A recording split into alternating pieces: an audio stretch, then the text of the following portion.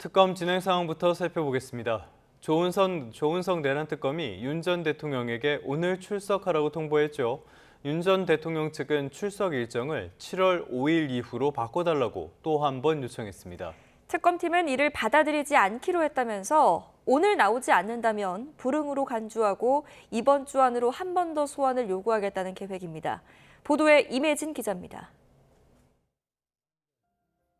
윤석열 전 대통령 측이 내란 특검의 2차 소환일을 또다시 연기해달라고 요청했습니다.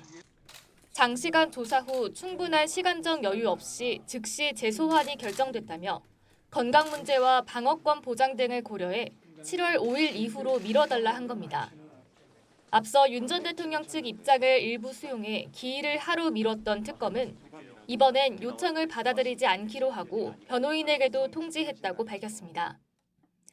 새로 접수된 의견서 내용이 이전과 별반 달라지지 않아 입장을 바꿀 필요가 없다는 겁니다. 박지영 특검보는 윤 전 대통령이 통보한 날짜에 출석하지 않으면 불응으로 간주하고 이번 주 중 일시를 정해 재소환을 통보할 예정이라고 말했습니다.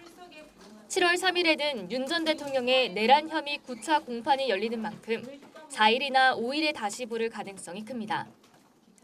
아울러 출석일을 정할 때 사전 협의를 해달라는 윤 전 대통령 변호인단 주장에 대해선 의견서를 접수해 날짜를 한 차례 바꾸는 등 충분히 협의가 이뤄졌고 결정은 수사기관이 하는 거라며 선을 그었습니다. 특검이 일방적으로 결정해 고지한 날짜에 출석하는 건 불가하단 윤 전 대통령 측과 계속 기다려보겠다는 특검의 힘겨루기가 팽팽하게 이어지는 가운데 예정된 오전 9시에 윤 전 대통령이 나타날지 주목됩니다. YTN 임혜진입니다. 내란 특검은 윤 전 대통령이 재소환에도 응하지 않는다면 법이 허용하는 마지막 단계 조치까지 취할 수 있다고 경고했습니다. 불응이 이어진다면 체포영장 등 강제 수사에 나설 것으로도 보입니다. 우종훈 기자입니다. 내란 특검은 윤석열 전 대통령을 기다리겠다고 밝혔지만 조사가 실제 성사될 가능성은 낮을 거로 보는 듯합니다.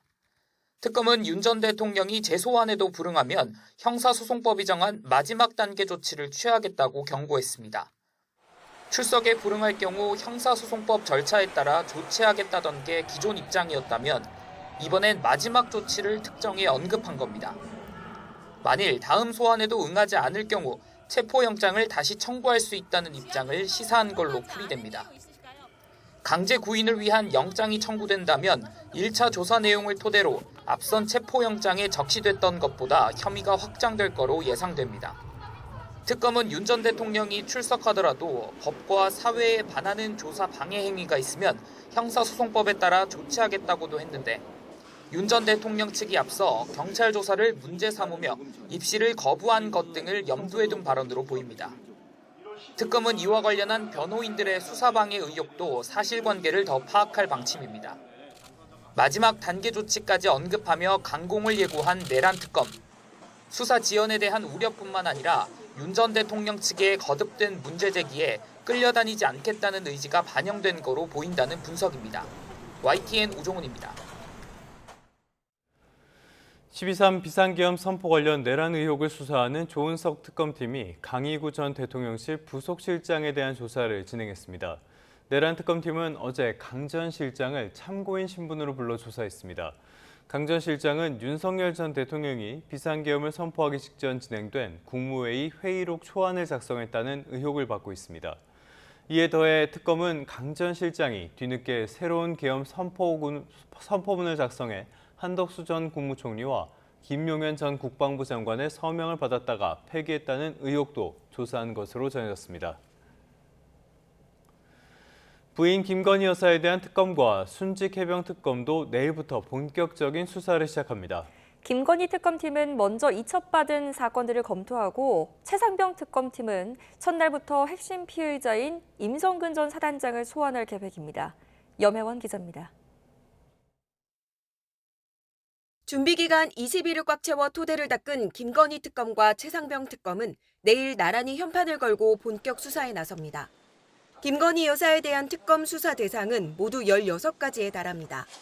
도이치모터스 주가 조작 의혹과 명태균 공천 개입 의혹, 코바나 컨텐츠 뇌물성 협찬 의혹, 명품백 수수 의혹 등입니다.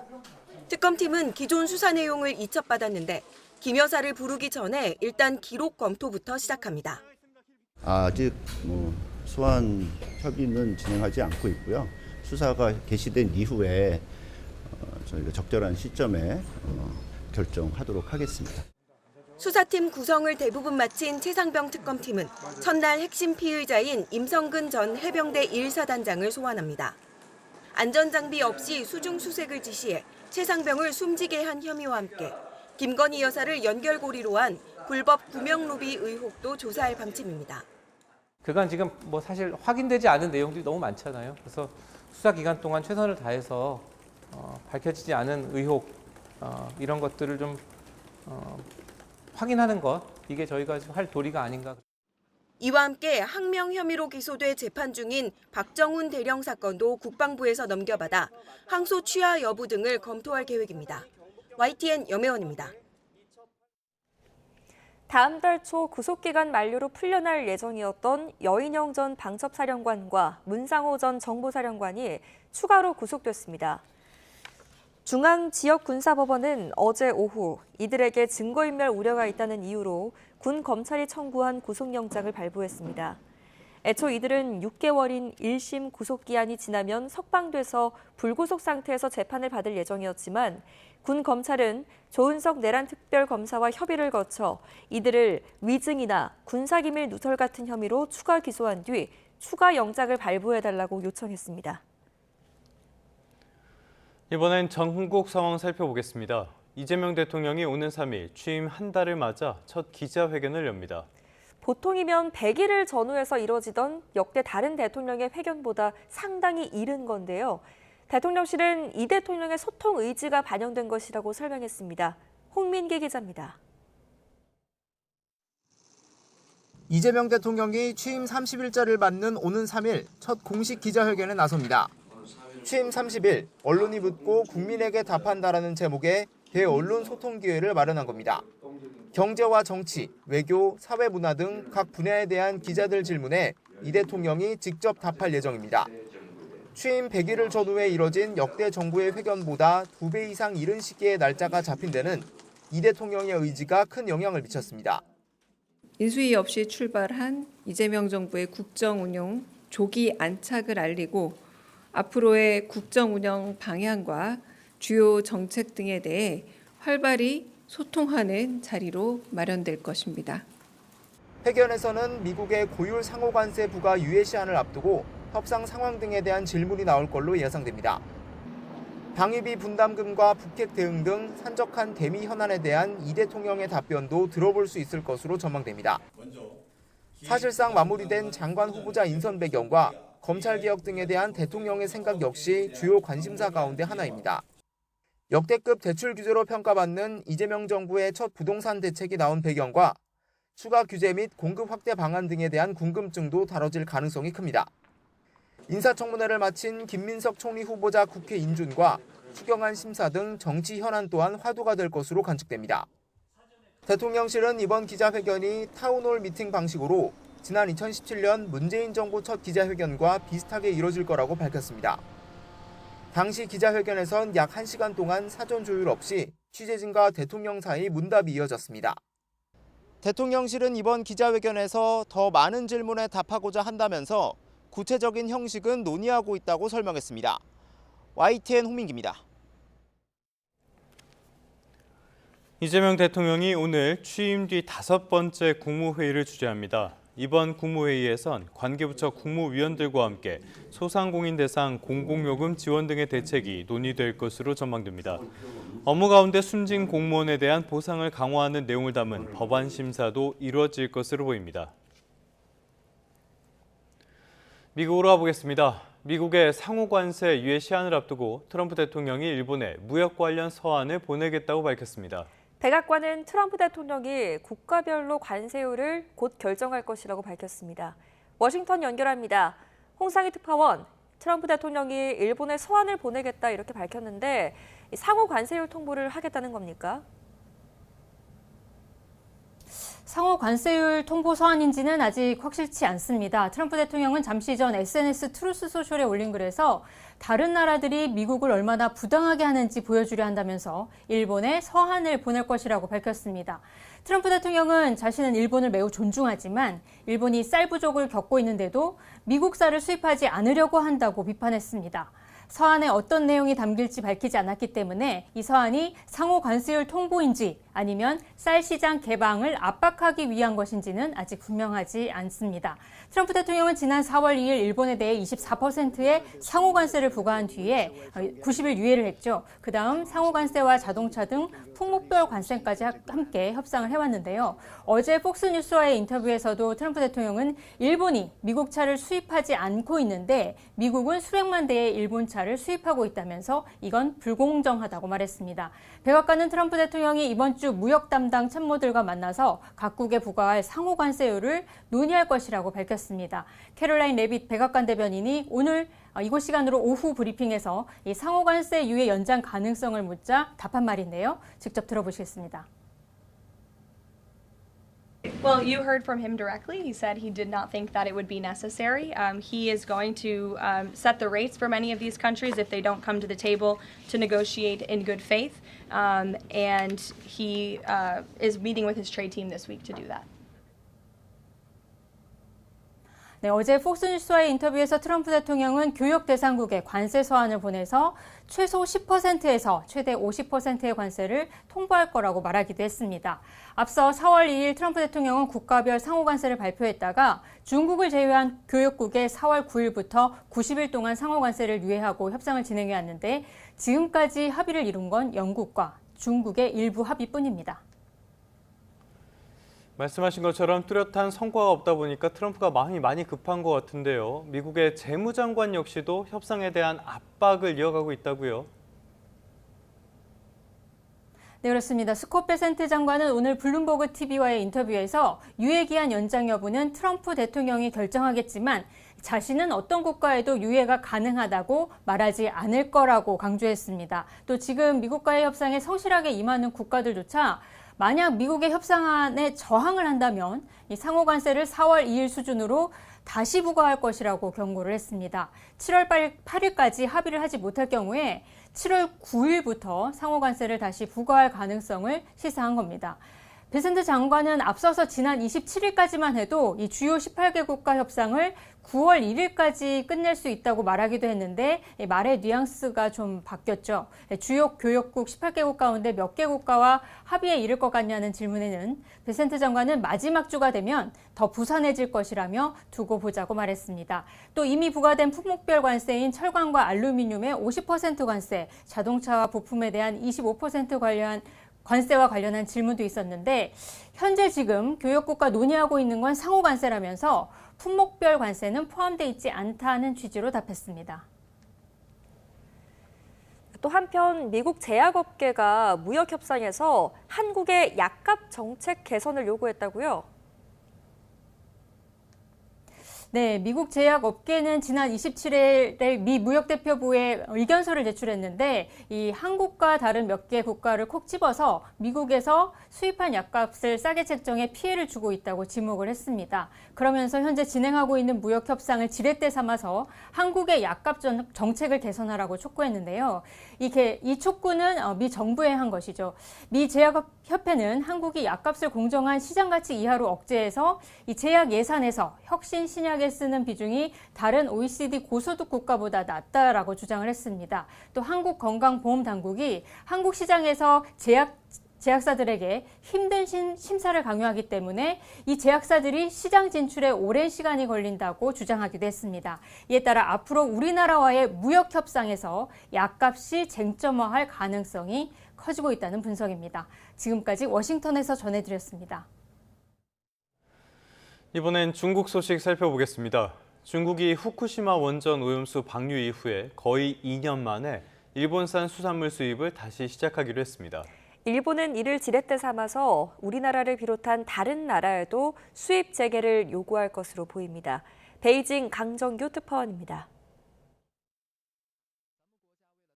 지난 2023년 8월 24일 일본은 후쿠시마 제1원전 오염수의 해양 방류를 강행했습니다. 중국은 매우 이기적이고 무책임한 행동이라고 규탄하며 일본산 수산물 수입을 전면 중단했습니다. 人为向海洋排放核事故污染水没有先例，也没有公认的处置标准。 그로부터 1년 10개월 만에 중국이 일본산 수산물 수입을 재개하기로 했습니다. 오랜 국제 모니터링과 중국의 독립적인 샘플 채취 검사 결과 큰 이상이 없었다는 게 표면적 이유입니다. 다만 수입 신고 때 일본 정부가 발급한 방사능 검사 증명서 등을 제출해야 한다는 조건을 달았습니다. 원전 오염수 방류 이전에 수입이 금지됐던 후쿠시마 주변 10개 지역도 이번 수입 재개 대상에서 제외됐습니다. 一旦发现任何风险，将立即依法采取必要的进口限制措施。 중국의 이번 수입 재개는 수산물 최대 수출처를 잃고 타격을 입은 일본의 줄기찬 요구에 따른 것입니다. 미국 트럼프 2기 출범을 앞두고 주변국 외교를 다져둬야 한다는 중국의 전략적 이해와 맞물려 지난해 9월부터 재개 절차를 논의해 왔습니다. 10都県産の農水産物の輸入規制の撤廃等を中国側に求めていくとともに、香港、韓国など 일본은 중국의 사례를 지렛대 삼아 우리나라에도 수산물 수입 재개를 요구할 방침입니다. 경제와 안보의 맞교환으로 요약되는 중일 양국의 이번 담판은 우리 새 정부에도 참고서가 될 거로 보입니다. 베이징에서 YTN 강정규입니다.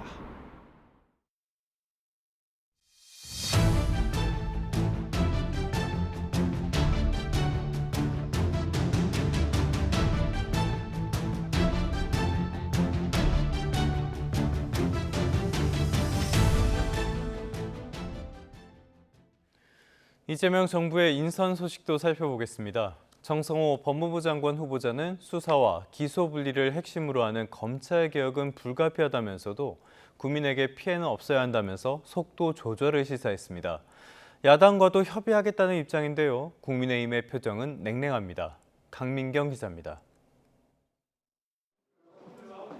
오선 현역 의원인 정성호 법무부 장관 후보자는 YTN과의 통화에서 수사 기소권 분리는 이재명 정부의 핵심 공약이라고 잘라 말했습니다. 검찰의 권한 축소는 불가피하단 건데 이 과정에서 검찰청의 이름도 자연스럽게 기소청, 공소청 등으로 바뀔 거라고 전망했습니다. 하지만 검찰개혁은 국민에게 피해를 주지 않아야 하고 야당과도 협의하며 진행해야 한다는 게 핵심이라고 강조했습니다. 속도보단 신중론에 방점을 찍으며 뒤탈 없는 검찰개혁을 예고했습니다.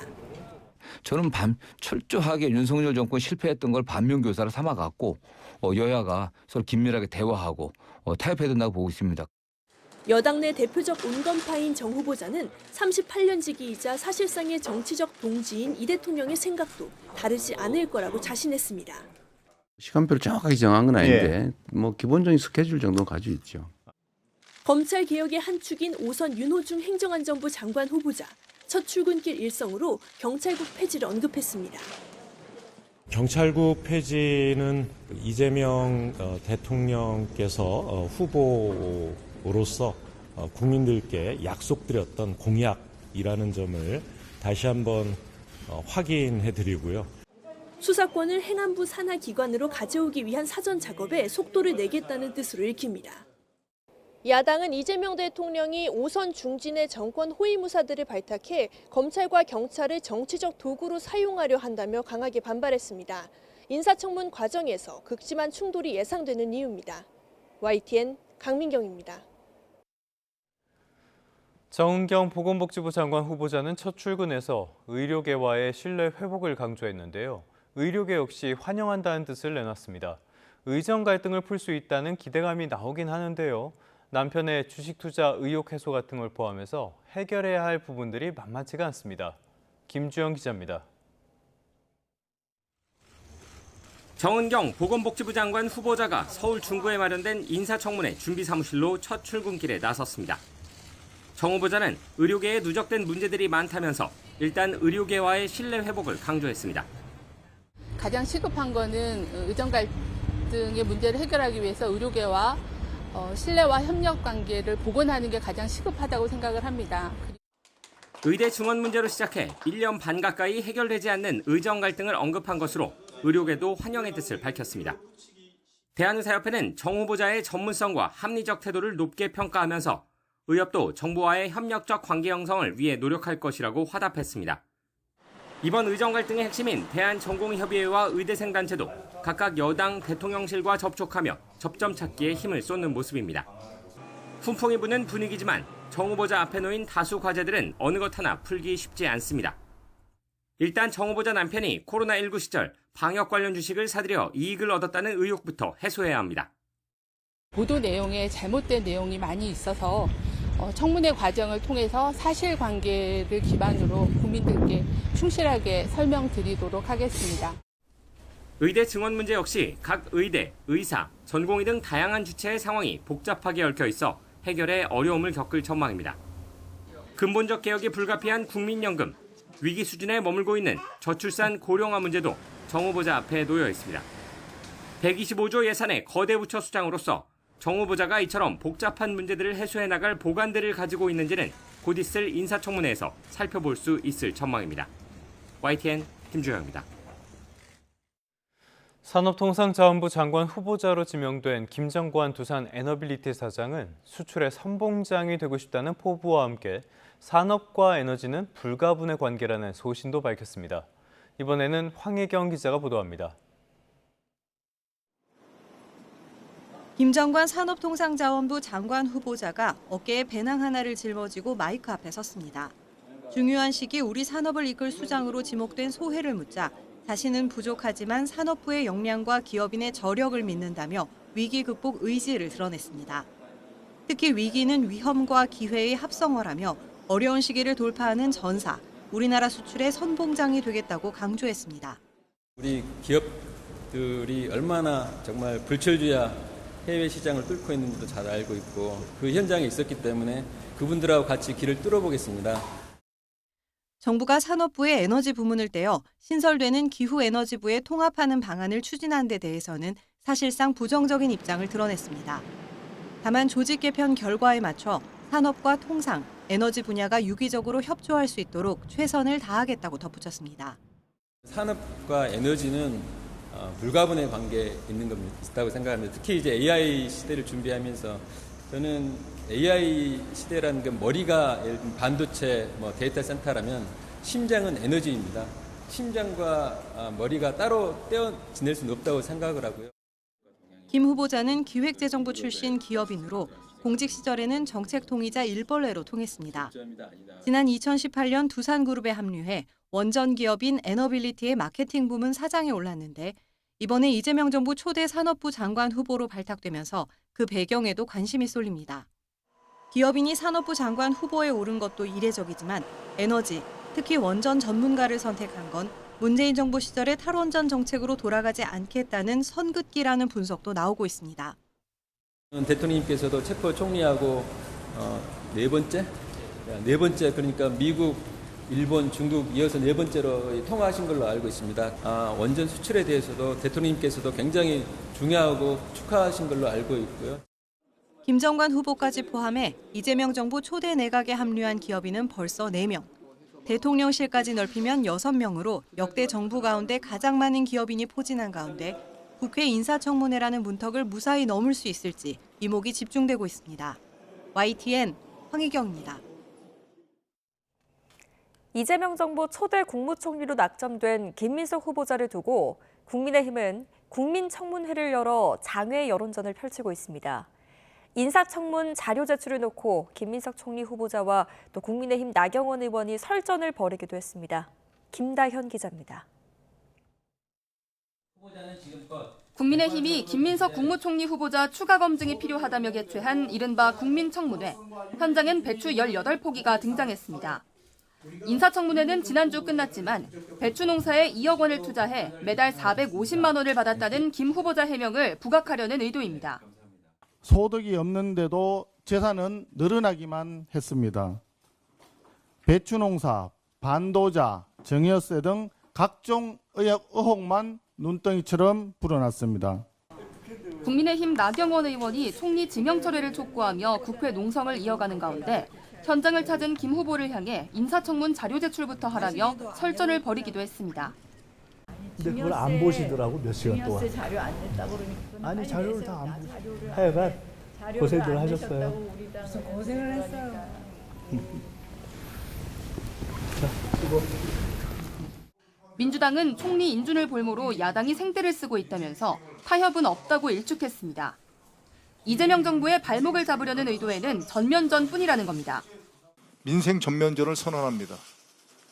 내란 세력 척결과 민생 경제 회복을 위해 더욱 속도감 있게 행동에 나서겠습니다. 민주당은 이사의 충실 의무 대상을 주주까지 확대하는 내용이 담긴 상법 개정안 처리를 앞두고 경제단체와 또 간담회를 열었습니다. 배임죄가 확대될 수 있다는 재계 우려에 공감하고 이른바 3% 룰과 집중투표제 강화 등은 추후 조정될 수 있다고 여지를 남겼습니다. 과정에서 우려하시는 것과 같은 그런 문제가 나타난다면 얼마든지 제도를 보완하고 수정할 용의가 있습니다. 민주당은 금요일까지인 6월 임시국회에서 총리 후보자 인준안과 함께 상법 개정안 등 쟁점 법안을 처리할 계획입니다.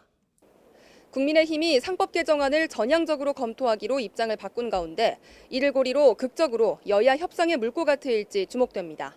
YTN 김다현입니다. 이재명 대통령이 한국의 드라마와 뮤지컬 등을 세계에 알린 문화예술인들을 초청해서 문화산업의 중요성을 강조하며 대대적인 투자 의지를 밝혔습니다. 문화적인 역량을 키워서 세계적인 선도 국가로 나가자고 말했습니다. 정인용 기자입니다. 용산 대통령실 파인글라스에 우리 문화를 세계에 알린 주인공들이 모였습니다. 토니상 6관왕에 오른 뮤지컬 어쩌면 해피엔딩의 박천유 작가, 드라마 폭삭 소가수다의 김원석 감독, 성악가 조수미 씨 등이 이재명 대통령의 초대를 받은 겁니다. 이 대통령은 시청 후 눈물까지 흘렸던 드라마 폭삭 소가수다를 언급하며 우리 문화 산업의 잠재력을 확신하게 됐다고 말했습니다. 대한민국의 문화적 역량이라고 하는 게 이게 노래만이 아니고 또 새로운 영역도 있겠다, 이제 그 생각이 들었습니다. 이 대통령은 국가 정책적으로 문화 투자와 지원을 대대적으로 늘리고 문화적 영향력을 키우면 세계적 문화 강국이 될 수 있다고 강조했습니다.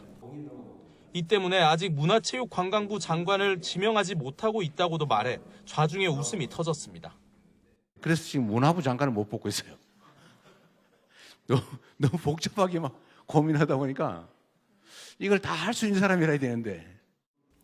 김원석 감독이 자신이 초대받은 특별한 이유를 이야기하자 또 한 번 유쾌한 분위기가 연출됐습니다. 5분 계신 중에 유일하게 상 받지 않고 지금 이 자리에 있는 대통령 4분의 눈물이 상이었던 것 같습니다. 김혜경 여사는 피아노를 전공한 자신을 예술가로 칭한 데 대해 아니라고 선을 긋자 이 대통령이 답변을 거들기도 했습니다. 남편을 키우는 예술을 하고 계십니다. 이 대통령은 문화예술인들이 어려운 환경에서도 도전을 포기하지 않도록 기본소득의 도입 필요성에 대해 재차 강조했습니다. 이 대통령은 문화예술 영역이 다양해 예산 편성이 쉽지 않은 만큼 문화예술인들이 더 적극적으로 현장 목소리를 내달라며 이 분야의 각별한 애정을 드러냈습니다. YTN 정인용입니다.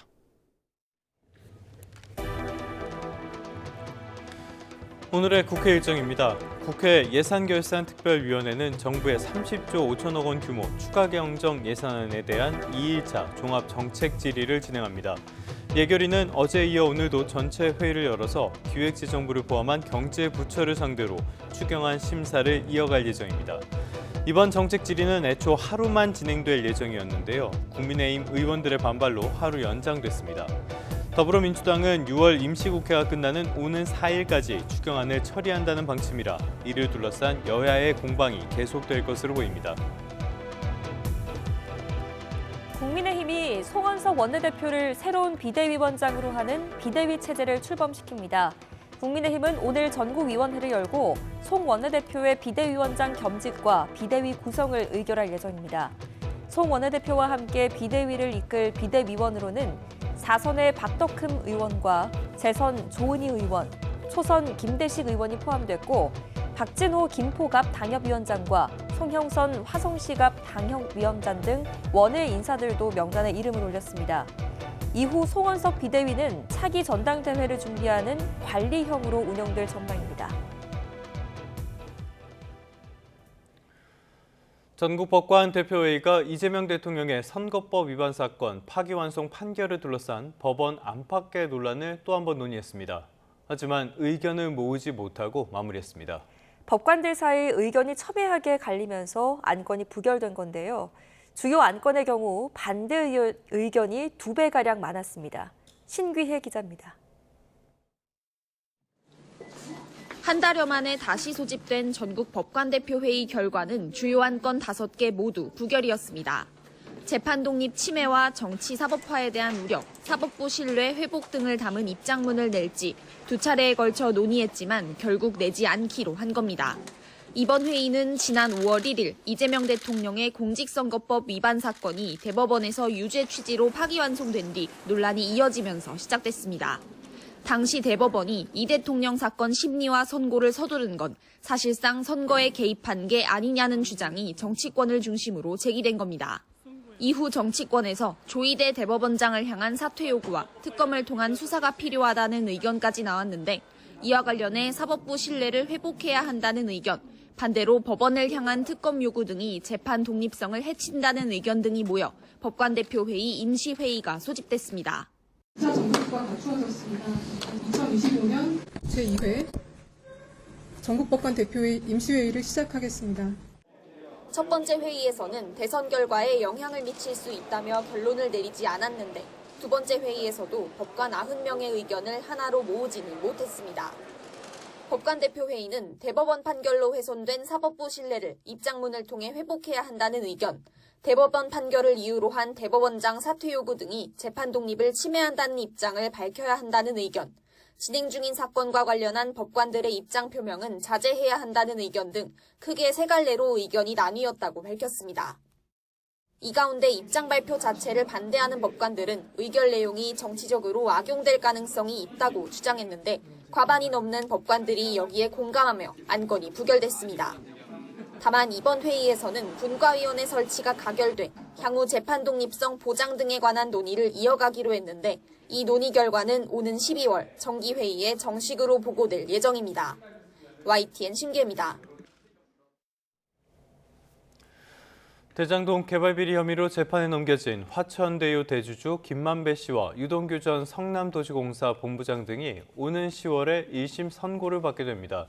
서울중앙지방법원은 특정범죄 가중처벌법상 뇌물 등의 혐의로 기소된 김 씨와 유 전 본부장 등 대장동 민간업자 5명의 1심 선고 기일을 오는 10월 31일 오후 2시로 정했습니다.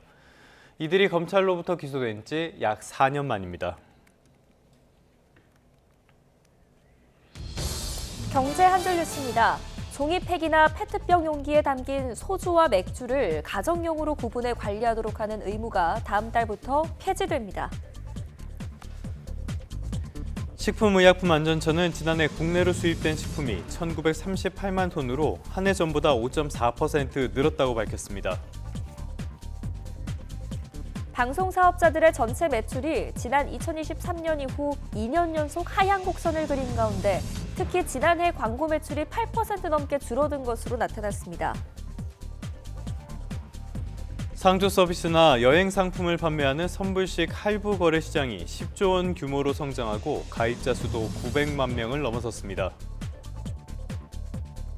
티몬과 위메프의 임금, 퇴직금, 미지급 혐의를 수사한 검찰이 큐텐그룹 구영배 대표를 포함한 경영진들을 재판에 넘겼습니다. 자동차 부품 금형 제조를 위탁하면서 수급 사업자에게 계약서를 제때 주지 않거나 수령 증명서도 주지 않는 등 갑질을 한 서현 이화가 공정거래위원회로부터 과징금 3,800만 원의 제재를 받게 됐습니다. 다음 달부터 휴대전화를 개통할 때 본인 확인 절차에 사용되는 모바일 신분증 종류가 모바일 운전면허증, 국가보훈 등록증으로 늘어납니다. 지금까지 경제 한줄 뉴스였습니다.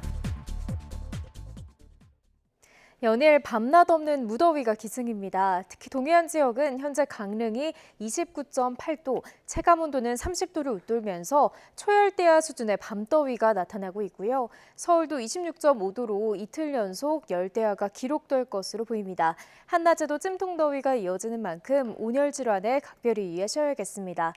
오늘 중부지방은 흐린 가운데 아침까지 수도권과 영서지방에 약한 비가 지날 수 있겠고요. 낮 동안에는 구름 사이로 자외선이 강하겠습니다. 또 전국 곳곳에 대기 불안정으로 인한 소나기도 내립니다. 소나기의 양은 5에서 50mm가 되겠고 곳에 따라 벼락과 돌풍이 동반되겠습니다.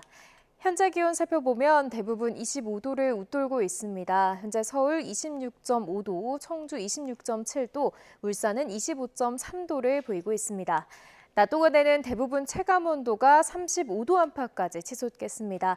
서울 30도, 광주와 대구는 35도까지 오르겠습니다. 당분간 대체로 구름 많은 가운데 밤낮 없는 무더위가 이어질 전망입니다. 날씨였습니다.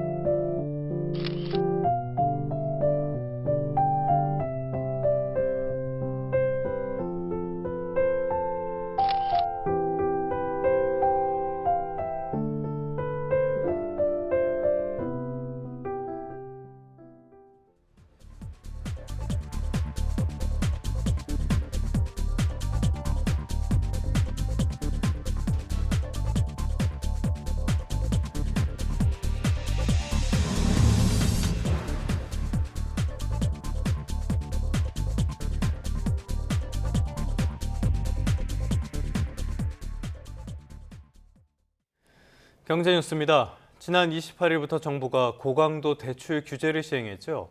이후로 마포, 성동과 같은 한강벨트 아파트 시장에 매수 문의는 뚝 끊겼다고 합니다. 대출 규제로 인해서 자금 여력이 부족한 젊은 실수요자들이 오히려 역차별을 받을 가능성도 지적됩니다. 최도희 기자가 현장을 둘러봤습니다. 지난주 아파트값 상승폭이 역대 최대 수준을 기록한 마포구. 지난 28일부터 정부의 고강도 대출 규제 정책이 시행된 이후 부동산 중개업소는 한산한 모습입니다. 매매 수요는 전세 수요로 전환됐고 매수 문의도 뚝 끊겼습니다. 꼭 와야 되는데 이제 들어올 수 없으니까 거의 내가 보기엔 10억씩 대출해서 들어왔거든요. 근데 그게 안 되니까 전세 수요로 바뀐 것 같아요. 매수세는 거의 한 3%도 안 되고. 아파트 값이 역대급 주간 상승률을 기록했던 성동구 일대도 사정은 비슷합니다. 주말에 집 보러 오겠다는 손님이 예약을 줄줄이 취소했고 계약 건수는 급격히 줄었습니다. 3분의 2 부분 손님이 예약을 취소하셨고 이번 주 토요일 날 그리고 월요일 같은 경우에 거래 완료건이 없습니다. 5건 이상이었는데 오늘 와보니까 한 건도 없네요. 거래량이 줄면서 관망세가 커지는 분위기인데 자금 여력이 부족한 실수요자들은 타격이 클 전망입니다. 반면 현금 부자들과 외국인은 사실상 대출 규제의 사각지대에 놓여 있다는 게 문제입니다. 대출 한도가 6억 원으로 제한이 됐기 때문에 사실 현금 부자들이 이제 수혜를 받을 수밖에 없을 거고요. 특히나 규제에서 해당이 되지 않는 외국인들이 또 수혜를 받을 수가 있죠. 실제로 올해 들어 외국인이 신청한 집합건물 소유권 이전 등기를 보면 중국인이 전체의 60.9%를 차지해 가장 많았고 이어 미국인 등의 순으로 나타났습니다. 대출 규제에 큰 영향을 받지 않는 인근 지역으로의 풍선 효과를 우려하는 목소리도 나옵니다. 실제로 지난주 금요일 정부의 대출 규제 발표 이후 한강벨트 지역 이외의 아파트나 빌라 등으로 투자 수요가 이동하는 분위기도 감지됩니다. 오히려 재개발, 재건축에 그런 금액 6억 밑에 대출 안 받고 갭 투자는 조금 더 상황이고 빌라 재건축, 재개발로 손님들이 몰린다고 봐요. 이에 더해 대출 규제 효과가 단기에 그칠 가능성도 있는 만큼 후속 대책을 통한 보완이 시급해 보입니다. YTN 최두입니다. 시중금리 하락 속에 은행권의 주택담보대출 금리도 떨어져 2달 연속으로 3%대를 기록했습니다. 다만 강화된 대출 규제에 더해 조만간 집행될 2차 추경 여파가 금리 움직임에 영향을 줄 것이라는 관측이 나오고 있습니다. 손효정 기자입니다. 은행권의 가계대출 금리가 6달째 내림세를 나타냈습니다. 특히 주택담보대출 금리는 직전 달인 4월보다 0.11%포인트 내린 3.87%로 넉 달째 떨어졌습니다. 2달 연속 3%대에 머물렀습니다. 은행채 금리 등 시장금리 하락이 대출 금리에 영향을 미친 것으로 분석됐습니다. 다만 수도권 주담대 상한선을 6억 원으로 틀어주는 고강도 가계대출 규제가 앞으로 변수가 될 전망입니다. 금융당국이 가계부채 급증을 막기 위해 올 하반기 가계대출 총량 규제에 나섰는데 주담대 금리 하락 추세가 과연 계속될지 낙관하기 어렵기 때문입니다. 한은은 이번 대출 규제 효과를 지켜본 뒤 은행권이 대출금리 인상 여부를 결정할 것으로 내다봤습니다. 향후 주담대 등 가계대출의 가상금리 추이는 가계대출 증가 속도 등에 영향을 받을 것으로 보이며 가계부채 관리 강화 방안이 발표된 만큼 그 효과를 지켜볼 필요가 있겠습니다. 시중은행은 7월 1일 3단계 스트레스 DSR 시행으로 대출 문턱이 또 한 번 높아진 상황에서 대출금리 인상에 신중한 입장입니다. 시중은행 중에 한 군데가 뭔가 시그널이 있을 테고 그러면 따라가는 구조일 것 같은 느낌이 듭니다만은 누가 먼저 나갈지는 아직 모르는 상황이죠.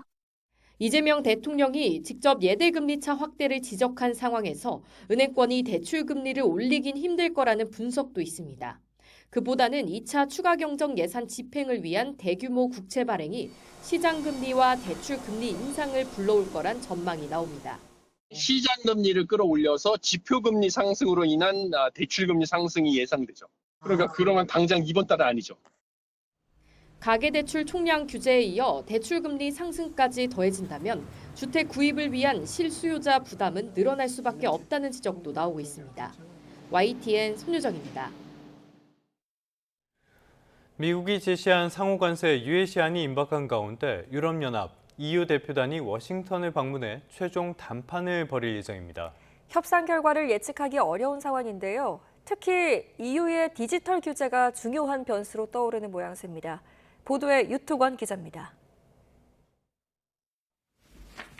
워싱턴 방문을 앞둔 EU의 협상 대표는 2일과 3일 이틀간 협상을 벌일 계획이라고 밝혔습니다. 미국의 독립기념일 연휴를 고려하면 사실상 최종 담판이 될 가능성이 큽니다. 앞서 EU는 지난주에 열린 정상회의를 앞두고 미국의 합의서 초안을 받아 의견을 수렴했습니다. 회원국 다수는 좀 양보하더라도 시한 내에 합의를 끌어내야 한다고 주장한 것으로 알려졌습니다. 하지만 프랑스는 균형을 맞춰야 한다며 공개적으로 강경한 태도를 고수했습니다. 협상 전권을 쥔 집행위원회는 모든 상황에 대비하고 있다고 거듭 강조했습니다. We are ready for a deal. At the same time, we are preparing for the possibility that no satisfactory agreement is reached. EU는 우선 광범위한 기본협정을 체결해 50% 관세 폭탄을 피한 뒤 철강과 자동차 등 품목별 협상을 이어가는 전략에 무게를 싣고 있습니다. 미국은 시종일관 무역 적자 해소에 더해 각종 비관세 장벽의 개정을 요구해왔습니다. 특히 최근 며칠 사이엔 이른바 빅테크의 독점적 행태 등을 겨냥한 디지털 규제를 집중적으로 거론하고 있습니다. They sue all our companies. They're constantly suing Apple and Google and all of these companies and getting, in front of judges that essentially almost work for them. 하지만 EU는 주권에 관련된 문제로 무역 협상의 논의 대상이 아니라고 분명하게 선을 그었습니다. L'autonomie réglementaire de l'Union européenne dans cette discussion sera préservée et pour ma part, je considère que tous les leviers à notre disposition doivent être privilégiés. 양측의 협상이 결렬돼 미국이 50% 관세를 물리고 이에 맞서 EU가 보복 조치를 시행할 경우 세계 경제는 다시 경랑에 빠져들 것으로 보입니다. YTN 유투원입니다. 일단 뉴욕 증시에는 무역 협상에 대한 낙관론이 퍼져나가는 분위기입니다. S&P 500과 나스닥이 사상 최고치 기록을 또 한 번 새로 썼습니다. 하지만 트럼프 관세의 충격이 아직 본격화한 건 아니라는 경고도 계속해서 나오고 있습니다. 뉴욕에서 이승윤 특파원입니다.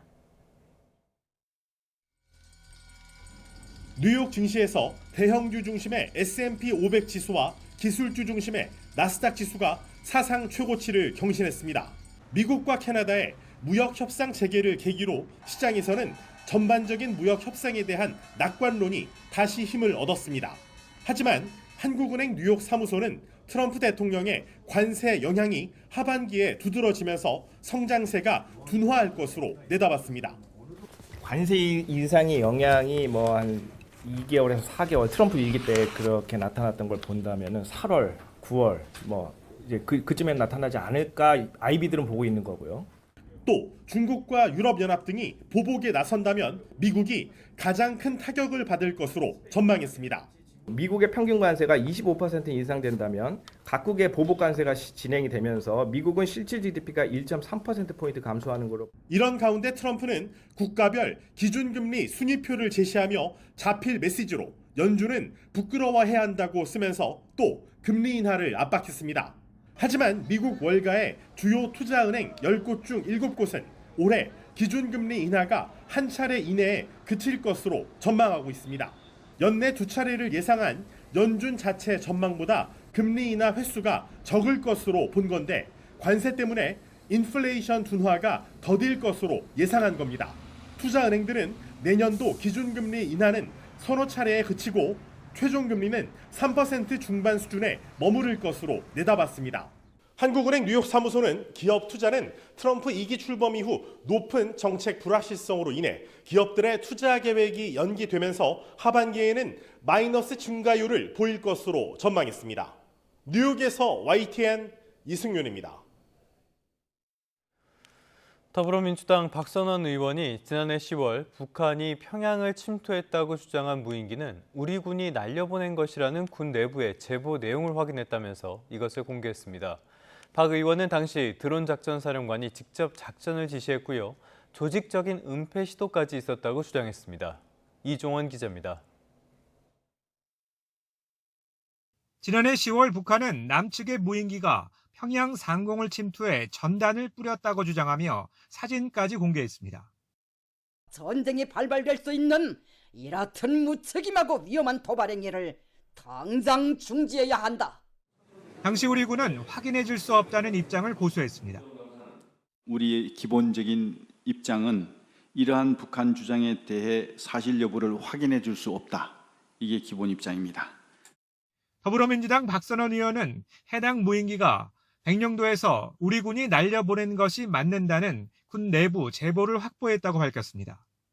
특히 드론작전 사령관이 담당 영관급 장교에게 직접 전화를 걸어 작전을 지시했다는 발언도 있었다는 게 박 의원의 설명입니다. 그러면서 군 내부의 조직적인 은폐 시도 정황도 확인했고 이에 연루된 영관급 장교들의 명단도 확보했다고 주장했습니다.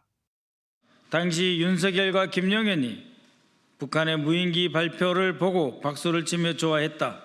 너무 좋아해서 사령관이 또 하려고 했다는 증언까지 나왔습니다.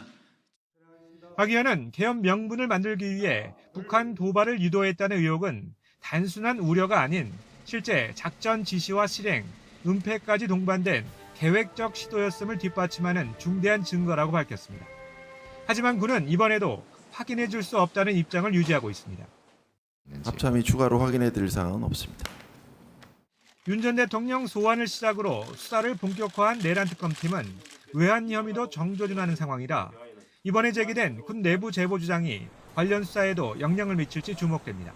YTN 이종원입니다. 북한이 지난해부터 휴전선 일대에서 진행해온 방벽 설치 작업을 유엔군 사령부에 뒤늦게 통보한 것으로 확인됐습니다. 남북 간의 통신은 끊은 상황에서 유엔사와는 소통한 배경을 두고 여러 해석들이 나오고 있습니다. 나혜인 기자입니다. 북한이 군사분계선 일대에서 철책이나 방벽 설치 공사를 시작한 건 지난해 4월. 그런데 1년을 넘긴 지난달 25일 유엔군 사령부에 뒤늦게 통보해왔습니다. 지금도 관련 작업을 하는 데 따른 것으로 보이지만 지난해 10월 경의선과 동해선 일부 구간을 폭파하기 직전 유엔사에 통보한 것과는 대조적입니다. 북한군은 지난주 후반부부터 접촉 지역에서의 작업을 재개를 했고 일일 한 1000여 명 이상의 작업 인원들이 작업을 하고 있습니다. 뒤늦은 통보지만 국방부는 북한의 이런 움직임에 긍정적인 평가를 내렸습니다.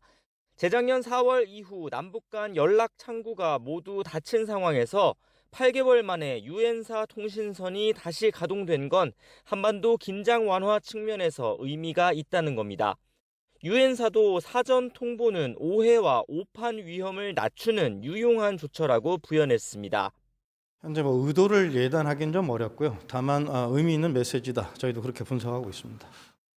다만 유엔사와의 소통 재개가 남북 연락망 복구로 이어질지는 좀 더 지켜봐야 할 것으로 보입니다. 북한이 휴전선 일대에 철책이나 방벽을 세우는 건 김정은 국무위원장의 적대적 두 국가론에 따른 국경화 작업으로 볼 수 있기 때문입니다. 실제 북한은 유엔사에 경계선 확장 작업을 하겠다고 설명한 거로 전해졌는데 우리 측과 못다한 물리적 단절을 마저 하겠다는 뜻으로 해석할 수 있는 대목입니다.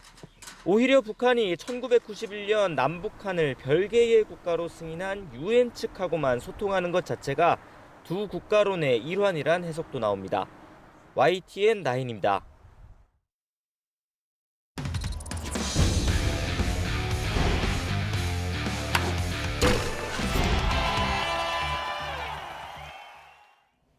스포츠 뉴스입니다.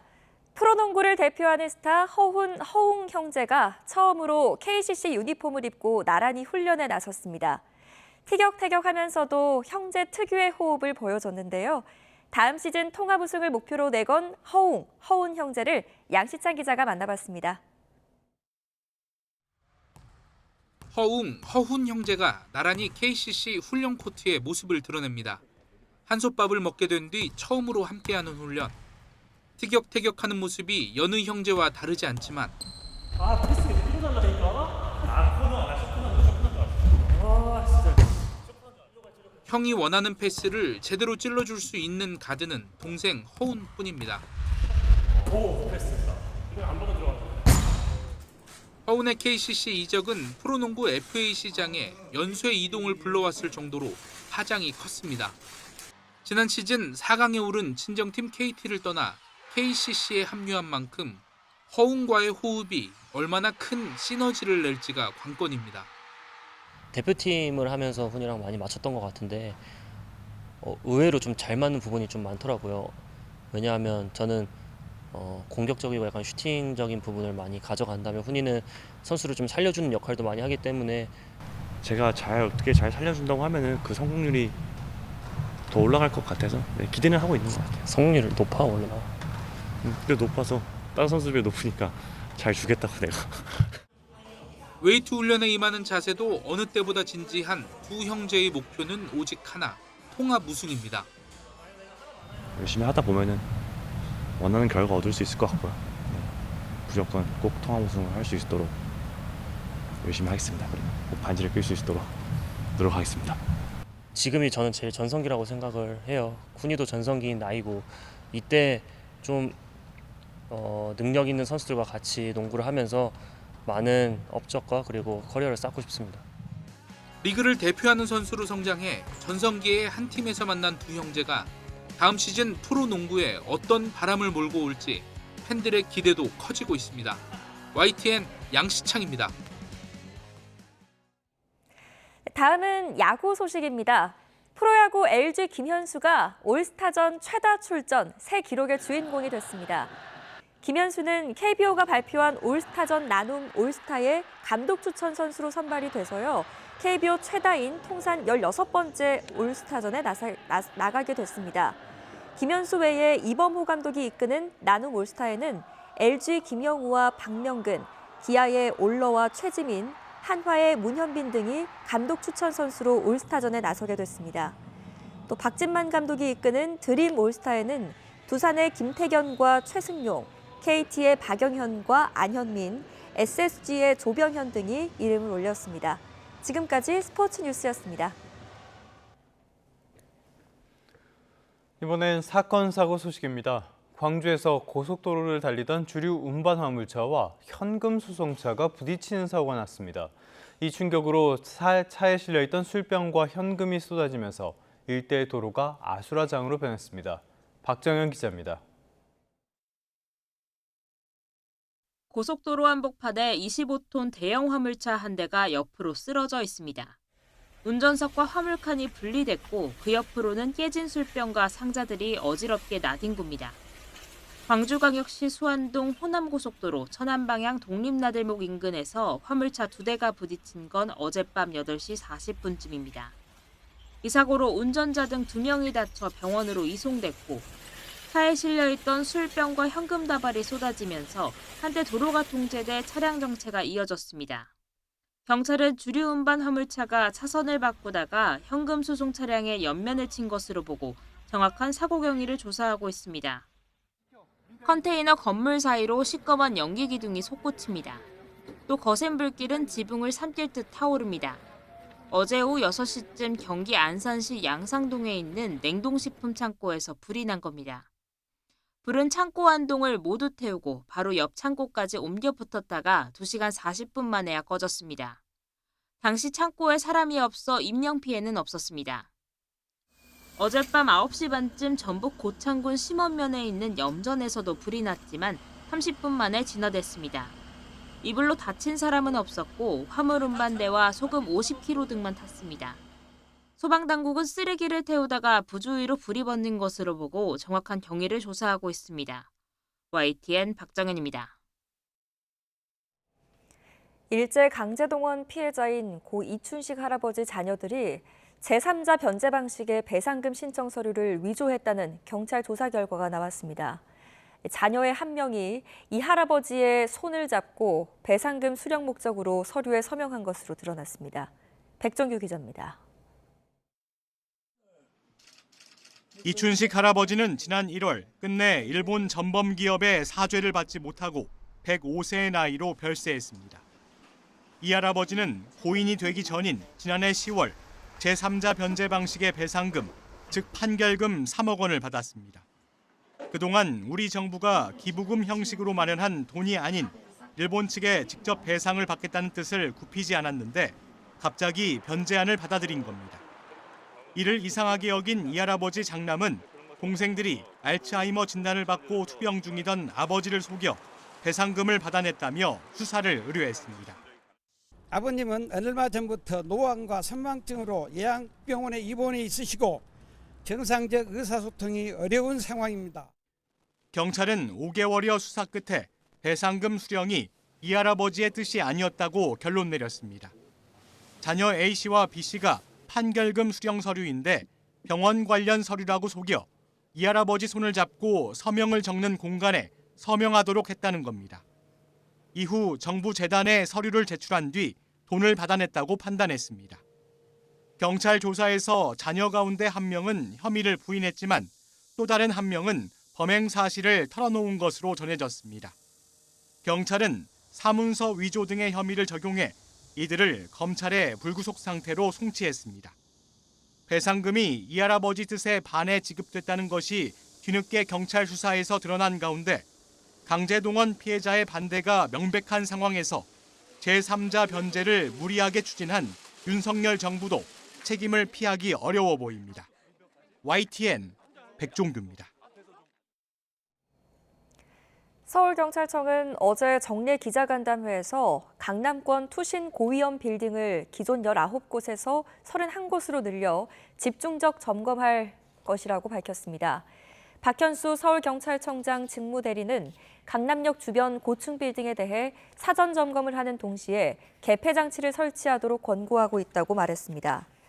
또 경찰은 여름철 풍수해 대비와 관련해 취약한 곳을 사전에 파악하고 예방 순찰을 하며 만일의 상황에 대비하고 있다고 설명했습니다.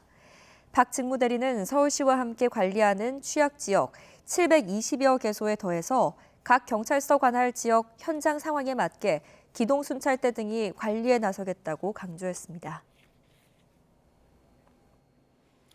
네, 간밤에 뉴욕 증시는 또 한 번 몸값을 높였습니다. 간밤에 다우는 0.63% 올랐고요. S&P 500과 나스닥은 각각 0.52%, 0.47% 상승했습니다. S&P 500과 나스닥은 2거래일 연속으로 사상 최고치 기록을 새로 썼습니다. 어떤 소식이 투자 심리에 영향을 줬을까요? 상호 관세 유예 종료를 앞두고 무역 협상 타결에 대한 낙관론이 퍼진 것으로 풀이됩니다. 협상 타결이 안 돼도 트럼프는 또 물러설 것이라는 기대감도 반영되는 것으로 보이고요. 유럽연합의 무역 수장이 막판 협상을 위해서 워싱턴을 향했고요. 캐나다를 위협해서 디지털 서비스세 폐지라는 답변을 얻어내기도 했습니다. 일본을 향해선 무역 관련 서한을 보내겠다고 밝히기도 했는데요. 구체적인 내용은 거론하지 않았지만 일단 쌀을 거론했다는 점이 힌트가 될 것 같습니다. 여기저기에서 트럼프의 청구서도 내밀고 있습니다. 이번에는 제약업계가 한국을 지목하면서 무역 협상을 통해 우리나라의 약값 정책을 개선하라고 요구했습니다. 트럼프 이기는 참 온갖 분야에서 우리나라를 힘들게 합니다. 또 다른 압박은 미국 연방준비제도를 향하고 있습니다. 트럼프는 경기 악화의 가능성의 원인을 연준에 돌리고 싶어하는 것 같습니다. 이번엔 SNS에 자필 메시지까지 공개했는데요. 미국보다 금리가 낮은 나라가 34곳이나 된다면서 인플레이션은 없으니까 기준금리를 대폭 낮춰야 한다고 거듭 주장했습니다. 하지만 시장에서는 연준이 이런 압박에는 굴복하지 않을 것으로 보고 있습니다. 애초에 그럴 수 있는 상황 자체가 아니죠. 한국은행 뉴욕 사무소가 전한 소식인데요. 미국의 주요 투자은행들은 연준이 올해 기준금리를 동결하거나 한 차례만 인하할 것으로 내다봤습니다. 정말 금리를 낮춰야 한다고 생각한다면 본인 정책의 불확실성부터 줄여야 하겠습니다. 간밤의 특징주로는 모더나를 꼽아왔습니다. 코로나19로 우리에게도 잘 알려진 제약회사죠. 간밤에는 1.58% 오름세로 거래를 마쳤는데요. 차세대 독감 백신의 임상 3상에서 좋은 결과가 나왔다는 소식이 전해진 영향으로 풀이됩니다. 제약사들의 주가는 임상시험 결과에 따라 변동폭이 상당히 큰 편입니다. 임상은 여러 단계를 거치게 되죠. 그리고 한 단계를 지날 때마다 신약 후보 물질은 대거 후보 자리를 내놓기도 합니다. 실제로 임상 절차를 모두 넘어서 출시되는 제품은 임상을 시작했던 후보고 가운데 지극히 일부에 불과합니다. 이 말은 임상 결과 하나하나에 따라서 투자에 나서는 건 위험할 수도 있다는 뜻이기도 합니다. 제약회사에 투자할 때는 임상 불확실성에 따른 불확실성이, 변동성이 크다는 점을 잊지 말아야 하겠습니다. 지금까지 3분 뉴욕 증시였습니다. 오늘 아침 출근길 서울 등 수도권 지역은 약한 비가 오락가락 내리고 있습니다.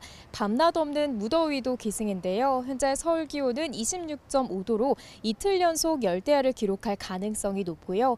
특히 강릉은 현재 29.7도, 그리고 체감온도는 30도를 웃돌면서 초열대야 수준의 더위가 나타나고 있습니다. 한낮에도 최고 체감온도가 35도 안팎까지 치솟을 것으로 보이는 만큼 온열 질환에 각별한 주의가 필요하겠습니다. 연일 무더운 날씨가 이어지면서 곳곳에서 폭염특보가 발령 중입니다. 현재 경기 동부와 강원 남부 내륙 곳곳에는 폭염경보가, 서울을 비롯한 그 밖의 지역으로는 폭염주의보가 내려져 있는데요. 어제 낮 동안 쌓인 열기가 밤 사이에도 식지 못한 곳이 많습니다. 현재 서울 기온 26.5도, 대전 26.2도, 포항은 27.4도를 보이고 있고요. 낮 동안에도 33도 안팎의 찜통더위가 기승을 부리겠습니다. 서울 한낮 기온 30도, 광주와 대구는 35도까지 오르겠습니다. 기온이 크게 치솟으면서 대기 불안정이 심해져 내륙 곳곳에 소나기도 지납니다. 소나기의 양은 5에서 50mm가 되겠고 곳에 따라 벼락과 돌풍이 동반되겠습니다. 당분간 대체로 구름 많은 가운데 밤낮 없는 무더위가 이어질 전망입니다. 오늘 낮 동안 구름 사이로 자외선도 무척 강하겠습니다. 모자나 선글라스를 착용하는 등 자외선 차단에도 신경 써주시기 바랍니다.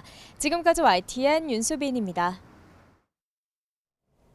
뉴스타트 3부 잠시 뒤에 계속됩니다.